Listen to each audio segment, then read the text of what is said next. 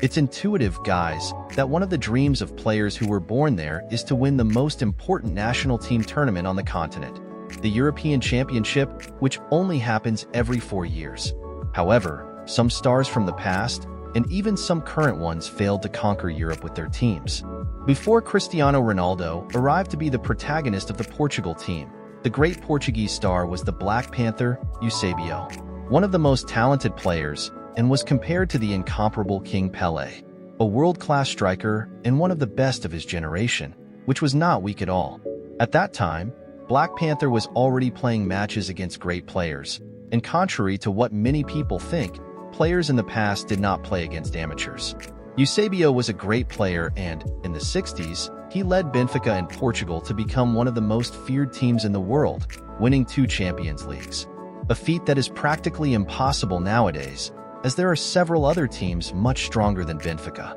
For the Portugal national team, he led the team to 3rd place in the 1966 World Cup, which took place in England. However, Eusebio did not have the same luck as Cristiano Ronaldo and did not qualify Portugal for any European championship. Speaking of stars from the 60s, we cannot forget the legend Bobby Charlton, who for many English people is the best player in England's history. Charlton was the English team's top scorer for a long time, with 49 goals in 106 matches, until he was overtaken by Wayne Rooney and then Harry Kane. Charlton was a creative midfielder and was one of the most important players in winning the 1966 World Cup.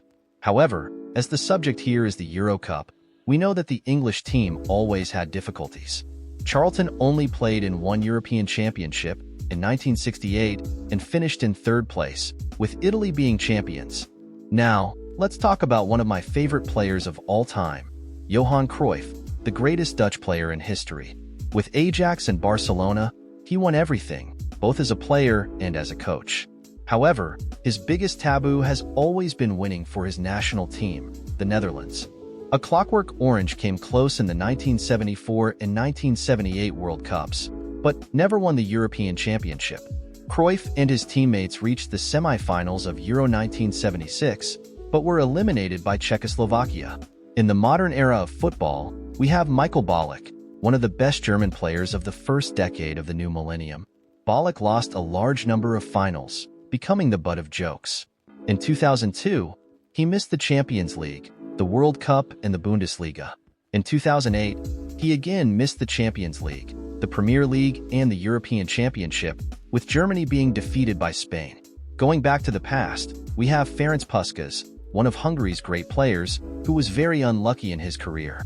Hungary was a football powerhouse in the 50s and 60s, but Puskás lost the 1954 World Cup final to Germany. He later became a naturalized Spanish citizen, but missed the 1964 European Championship final, as he was unable to naturalize in time.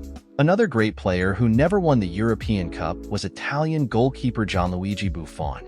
Widely considered one of the best goalkeepers in football history, Buffon had a career full of achievements, including the 2006 World Cup title when Italy defeated France in the final. However, the European Championship has always eluded him. Buffon participated in 4 editions of the European Championship throughout his career: 2004, 2008, 2012, and 2016. The closest he came to lifting the trophy was in 2012, when Italy reached the final of the tournament. On that occasion, the Italian team faced Spain, which was going through one of the best moments in its history.